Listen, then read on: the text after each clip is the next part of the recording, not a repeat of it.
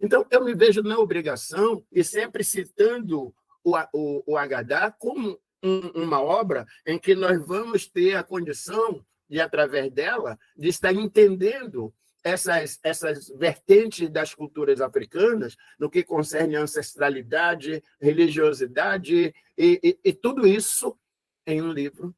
E que é o bastante para que você possa, pelo menos, fazer uma exigência de que seja cumprida a Lei 10.632, fazermos essa cobrança e justificar o porquê está cobrando. É porque eu aprendi no Agadá que é importante que nós, negros, tenhamos o acesso à nossa cultura, à nossa ancestralidade, à nossa história.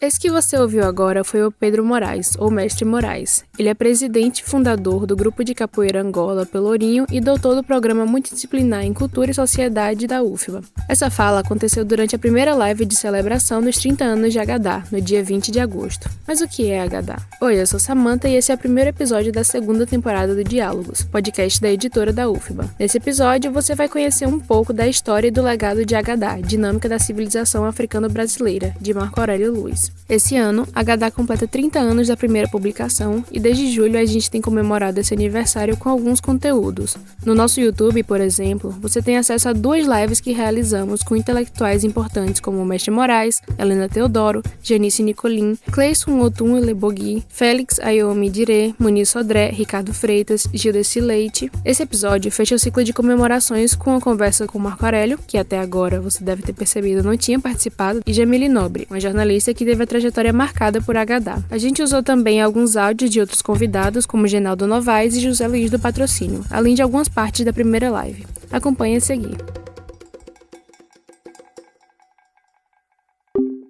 Primeiro, eu gostaria que vocês se apresentassem para o nosso público, quem são, o que fazem e como entrar em contato, cada um do seu jeito, um como escritor e a outra como uma leitora, com as ideias que estão em Agadá. Como a gente faz? Quem fala primeiro? Tanto faz, se quiser eu falo. Vai.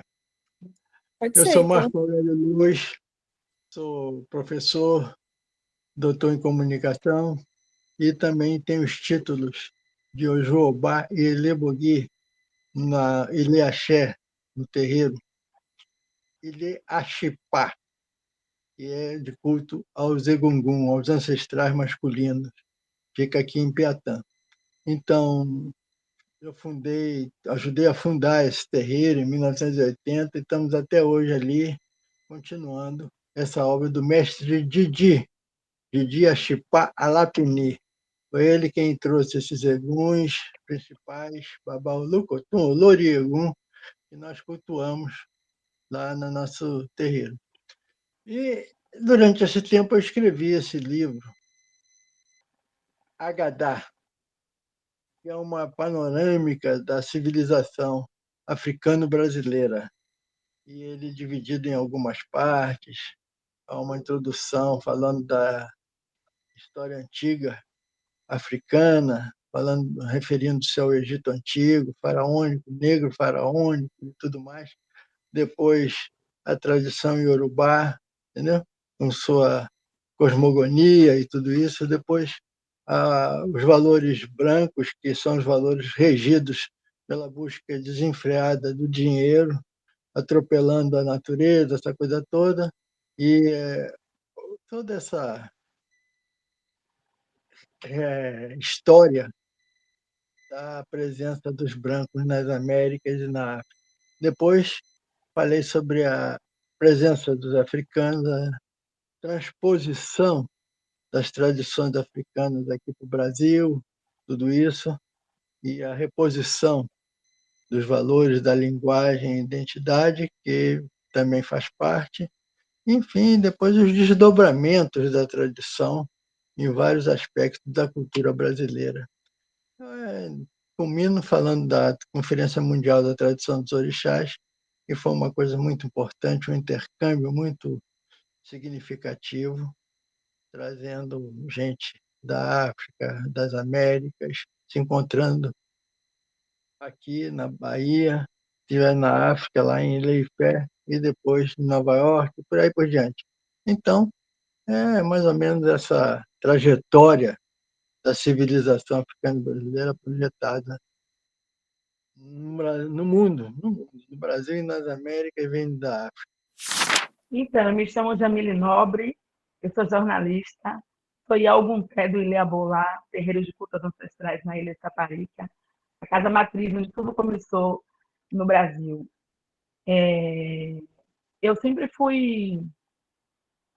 Eu conheci a Gadá na universidade. Por quê? Porque eu sempre fui muito curiosa. Quando o Marco escreveu a Gadá, eu tinha 15 anos de idade. Quando eu entrei na universidade, eu tinha 24 anos. E aí, eu sempre busquei obras que conectassem a minha oralidade, a minha ancestralidade, né? A minha filosofia africana. E me tocava profundamente escolher narrativas daquilo que a academia muitas vezes ignorava, o saber ancestral vivo. Eu não via isso na academia na minha época. Hoje, a gente já consegue ver, com muita dificuldade, mas a gente ainda consegue ver, como Marco Aurélio está aí, o tempo todo, ele nos atrai. Eu sempre falo que Marco Aurélio ele nos atrai através da literatura em verso e prosa, sempre numa narrativa que nos faz refletir por diversas óticas. E Agadá é um livro acadêmico, é incrível, não tem como você tem que ler, estudar, repensar, refletir e deixar aí para essas gerações todas. E ler as obras de Marco, para mim, é sempre uma grande viagem na minha própria história, na minha história ancestral. Porque Marco ele não é só um intelectual. Para mim, Marco é um guardião de saberes, um pensador que não apenas fala de história, mas de presença, sabe? De ancestralidade viva. O que ele faz em Agadá vai muito além de contar fatos. Ele mostra como a cultura africana continua viva. Para mim, é desse jeito, no meu corpo, na nossa fala, na nossa música, na comida, nas ruas, enfim. Então, é um estudo inenarravelmente incrível. Se você está ouvindo pela primeira vez sobre Agadá, talvez você não saiba que se trata de um calhamaço, um livro que resulta de uma tese de 1042 páginas organizadas em 2 volumes. Dessas muitas páginas que saíram ideias que estão presentes no pensamento de todos aqueles convidados das lives que eu mencionei antes, mas que também influenciaram na formação de programas de pós-graduação da área de comunicação da UFRJ, da UF, da UERJ, além de educação na UNEB e na UFPA. E por quê?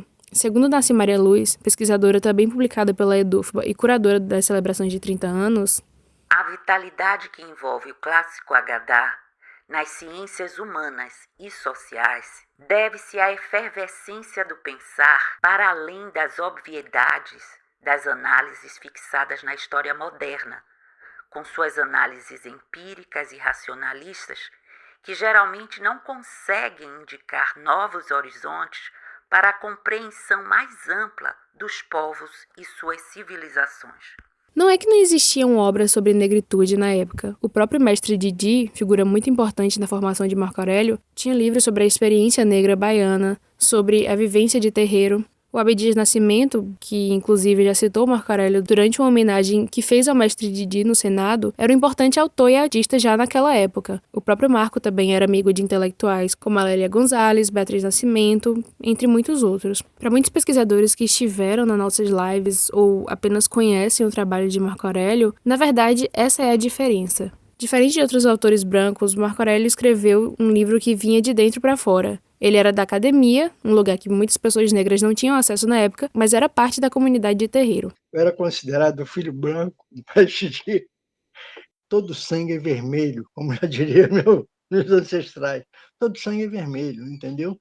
Agora, uns têm mais melanina, outros têm menos, e assim vai. Então, o que eu quero dizer é o seguinte: evidentemente, eu recebi toda uma cultura da tradição africano-brasileira e devolvo isso na forma de linguagem acadêmica, porque eu acho que é um lugar institucional importante para marcar a presença da comunidade negra no Brasil, entendeu? É importante conquistar esse espaço para sermos legitimados e respeitados. E uma das formas é a produção acadêmica, entendeu? Que eu acho que foi importante eu fazer isso dentro do espaço acadêmico também, eu fui professor, divulguei a tradição, essa coisa toda.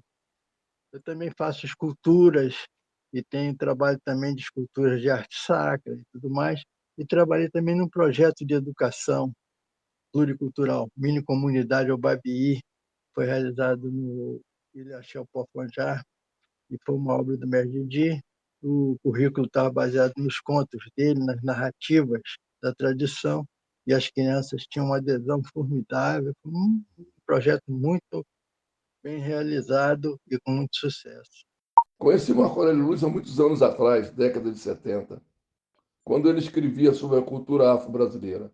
Isso foi na casa de meu avô, Arsênio Ferreira Santos, no Barro Vermelho, São Gonçalo, Rio de Janeiro. Esse é Genaldo Novaes. As visitas de Marco Aurélio tinham o objetivo de encontrar Mestre Didi, que se hospedava na casa do meu avô.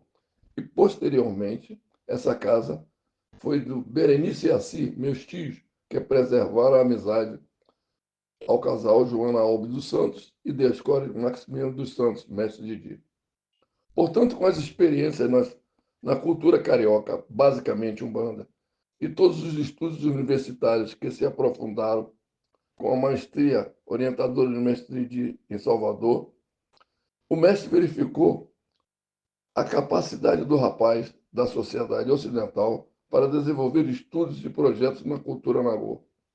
Em 1995, lança o livro Agadá e mostra todo o seu conhecimento após tantos anos de estudo e convivência nos terreiros de Salvador e Rio de Janeiro, aliás à experiência universitária. Esse livro torna-se impactante, pois aborda costumes e tradições de dentro para fora. Marco Aurélio, com sua capacidade, impacta explicando os valores africanos pré-coloniais que são a base da cultura nagô e da diáspora africana brasileira, o país de maior diversidade religiosa, pois cada terreiro é um país. O livro aborda de uma maneira impactante a influência da cultura africana de raiz no universo ocidental do Brasil, pois as festividades brasileiras, em sua maioria, adaptaram as manifestações culturais ao tambor, como carnaval, bumba meu boi, frevo, maracatu, entre outras vertentes.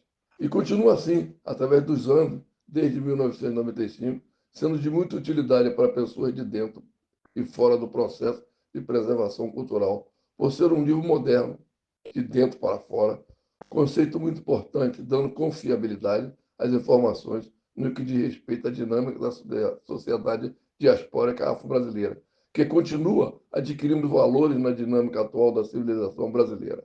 Genaldo Novaes, Alagba e Leaspar. Então, para mim, o Agadá, ele nos reposiciona. Ele tira o pensamento africano da margem e mostra que ele é central para compreender o Brasil. Depois de Agadá, eu acho que não é mais possível pensar a história ou a educação sem incluir os saberes negros com a mesma seriedade que as outras tradições filosóficas. Então, é um mergulho é um mergulho de uma profundidade muito intensa que eu tinha 15 anos quando ele escreveu, estou com 45 anos, e eu já falei aqui em casa, vocês precisam ler, mas como se estivesse na academia, porque a cada é isso, a gente não tem mais, para mim, não tem mais como não incluir esses saberes dentro de todo esse contexto que a gente vive hoje de educação, de jovens, adolescentes, dos mais velhos também. E, por sinal, eu vou aí pegar o meu autógrafo, viu? Porque eu estou com um livro aqui maravilhoso, li com tanto amor e carinho de novo, e está sem autógrafo. Eu vou buscar, tá bom, Marco?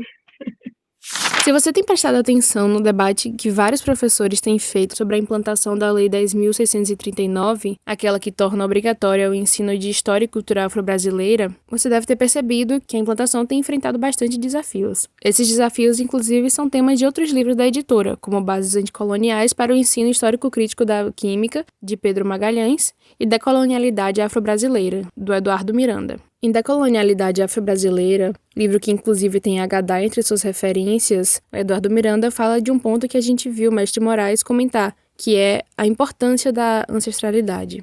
Ele diz: em diversos momentos da ciência moderna, os mitos gregos são utilizados para justificar alinhamentos científicos. Esses movimentos são totalmente apartados de crenças, superstições, religiosidades e ou religião. Decreta-se. é ciência. Por outro lado, não recebemos com o mesmo entusiasmo pesquisa, conceitos e praxes construídas por ensinamento dos valores civilizatórios afro-brasileiros, pois decreta-se, não é ciência, é religião.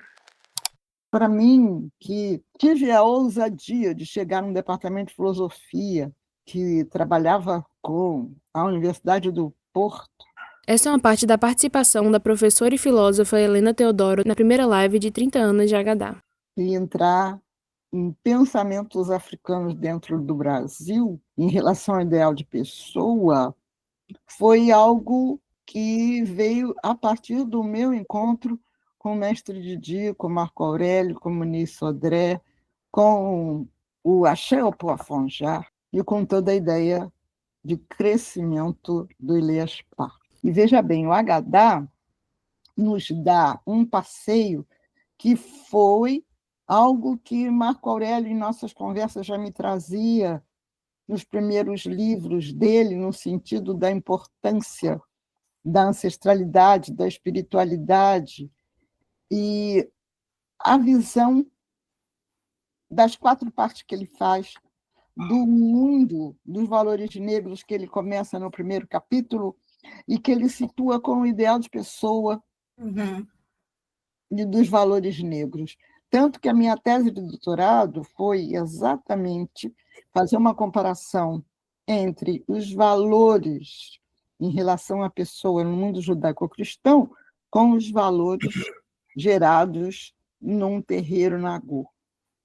Então, eu tinha essa visão, né, que ele trata no capítulo 2, que era a visão dos mundos brancos, porque os meus pais eram universitários, a gente tinha uma qualidade de vida no mundo judaico-cristão e uma crítica muito grande em relação a esse mundo que não deixava chegar a África a nós.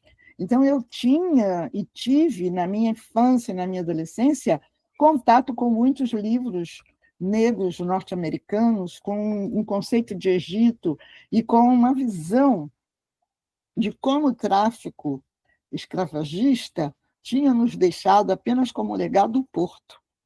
E nesse livro, a gente tem esse caminho de como a gente trabalhou a nossa ancestralidade aqui, e ele coloca nesse capítulo 3, a parte dessa insurgência, desde a rainha Nzinga de Angola, passando por lombos nas Américas, pelas irmandades religiosas e pela nossa ancestralidade, chegando a essa visão da importância da espiritualidade nas pessoas e entendendo, inclusive, na parte 4, que linguagem e identidade era alguma coisa de seres humanos.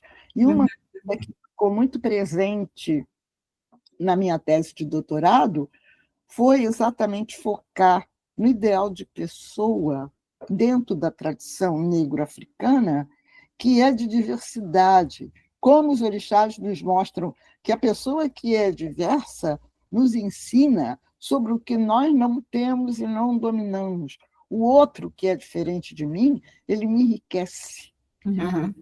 Como, dentro de uma concepção judaico-cristã, você tem uma visão de caminho como sendo um único caminho, como sendo a questão do destino. O Marco Aurélio nos coloca tranquilamente, da mesma maneira que o Muniz faz, não é?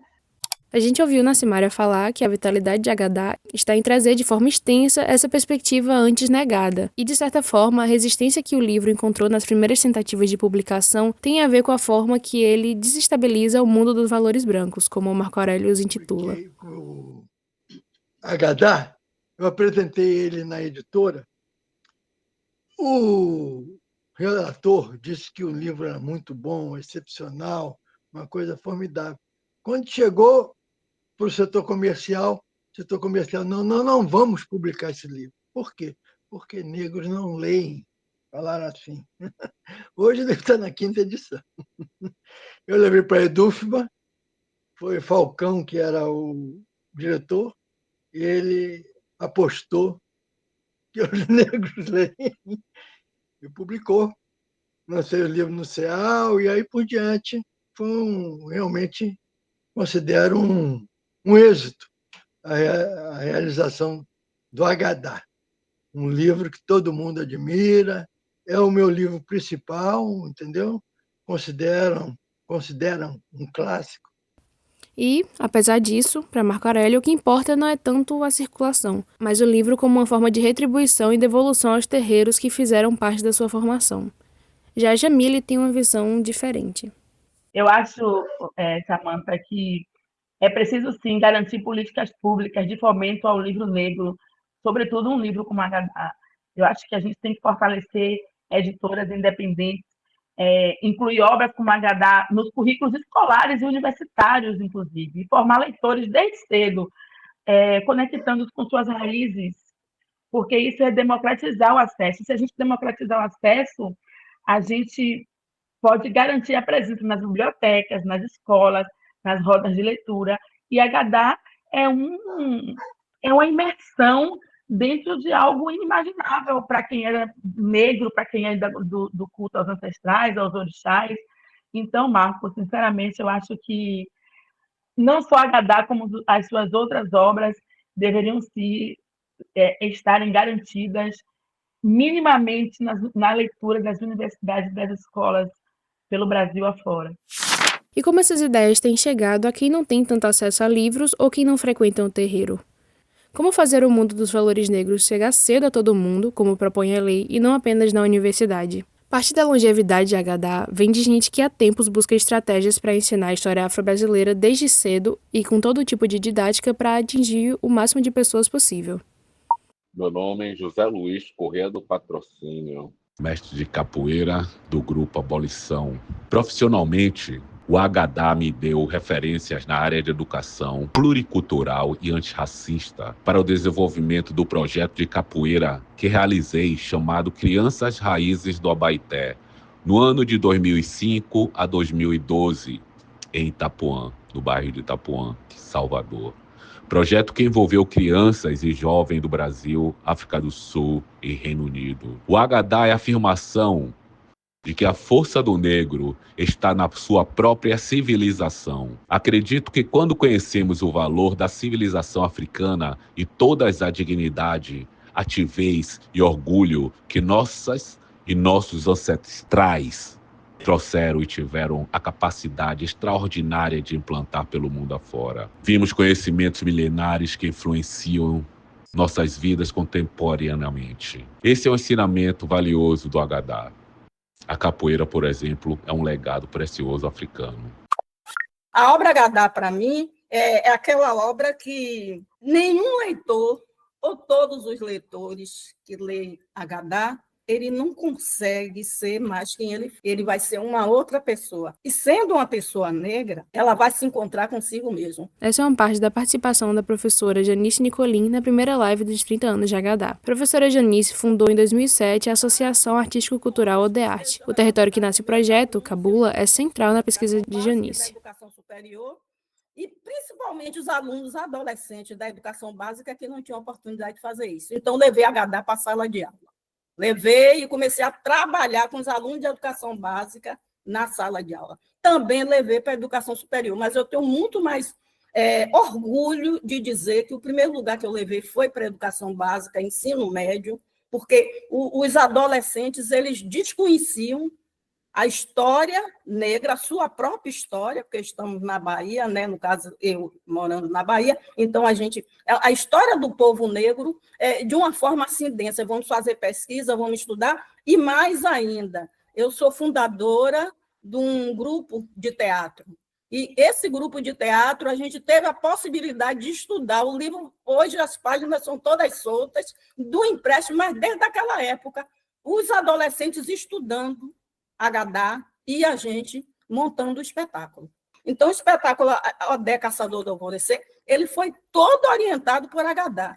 Até a escolha do texto de Mestre Didi Achipá, ele surge em Agadá. Eu li, achei interessante, vi que tinha uma forte identificação nossa com o ancestral Uci, Odé, Oxóssi, né? E aí fomos mergulhando na pesquisa e fomos nós. Não fui eu sozinha, a pesquisa foi feita com esses adolescentes, foi junto com.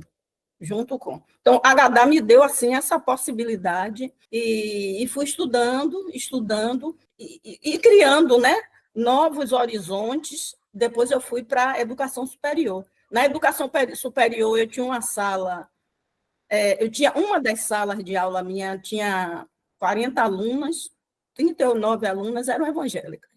Você imagina levar Agadá para uma sala majoritariamente evangélica. Foi um dos maiores desafios meu, mas aos pouquinhos a gente foi caminhando, elas foram compreendendo e montaram também peças comigo, peças a partir dos textos de Mestre Didi Achipá. A riqueza do livro é incomensurável. Tem os cânticos, tem os valores sendo explicados, que são esses valores, tem as relações sociais a partir da tradição. Aí você começa a formar um cenário. E esse cenário foi que me deu possibilidade de, hoje, estar em vários lugares falando da tradição africana a partir de Agadá, né? E hoje ela está na Aldearte, né? A Aldearte nasce a partir dessa pesquisa, a partir desse conhecimento, e aí eu fundo a Associação Artística Cultural Aldearte, com alguns jovens que participaram do grupo de teatro e mais algumas pessoas. E hoje nós temos já 20 anos a Aldearte, e todos eles, a partir dessa referência como é que chama, de fortalecimento a partir dos princípios e valores que nós encontramos e conhecemos na obra Agadá.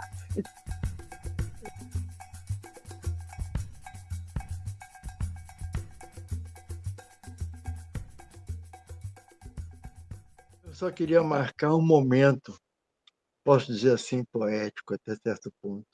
Primeira vez que eu fui ao terreiro de Babá com Muniz Sodré, e quando acabou a festa, o xirê, que era de madrugada, o dia nascendo, eu fui saindo acompanhando o Zogé, entendeu? Me lembro deles andando assim, conversando comigo e tudo. Mas quando eu olhei assim, do Bela Vista, que é o lugar que fica o terreiro, eu vi a Baía de Todos os Santos, assim, iluminada. Eu olhei, depois daquela festa com os ancestrais, os babás, eu falei, olha, cheguei num lugar em que eu encontrei o quê? A liberdade. A liberdade. Ali é o lugar da liberdade.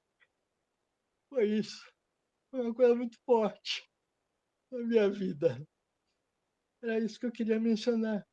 Essa passagem de passando pela saída do Bela Vista, caminhando, vendo lá de cima a Baía de Todos os Santos, uma coisa maravilhosa, com a iluminação dos raios solares. Foi uma coisa esplendorosa. Ficou na minha memória para sempre. E desde aí, eu não saio mais de lá. É isso. Meu Deus, que emoção, que momento incrível, que emoção. E eu estou sentindo também junto com você, Marco. E eu queria agradecer esse momento que, para mim, vai ser inesquecível. Como eu te falei, é história, é memória, é inclusão, é ancestralidade, é a minha raiz. E estar aqui dialogando depois, né? Eu tinha 15 anos, isso é muito emblemático. Eu repeti isso a semana toda para os meus filhos. E aí poder agora dialogar e falar sobre algo que eu já tinha visitado e agora estou revisitando de outra maneira, com outra ótica, com outra visão. E dizer, Marco, que muito obrigada a você, a Narcimária, pelo convite. Para mim, eu sou querer diante de você, né? Sou pequenininha diante de toda essa sua grandeza intelectual. Então, estar aqui fazendo parte desse momento, para mim, é transformação. Eu sou uma filha de Nanã com Oxum, em transformação intensa, e hoje, para mim, vai ser um dia que vai marcar para sempre a minha vida, a minha história, enquanto pessoa, enquanto jornalista, enquanto mãe, enquanto mulher preta, enquanto ativista das nossas ações em prol do povo negro. Então, Muito obrigada por esse presente. Agadá Transcendência. Leitura banhada por poesia. Poesia. Poesia de origem, raiz. Laroye. A leitura que nos apresenta o Cotô, magnífica espiral que promove a expansão da civilização. Leitura guiada pela espada de Ogum, Aciu-Aju, aquele que vai à frente, singrando caminhos pelas matas e florestas, transformando minérios em metais, permitindo o florescer de tecnologias que sustentam a civilização. A leitura segue em volta a Inã, fogo que aquece a leitura e alumia as saudosas lembranças daquelas e daqueles que arborizaram o nosso caminho com dignidade e altivez. Repleta de ancianidade, grávida da filosofia Nagô, pêndulo do silêncio tênue entre Aie e Orum, espelho da nossa identidade profunda e mistério do existir. Odara Popó, Odara Popó, Mojubá Elebogui, o adorador de árvores.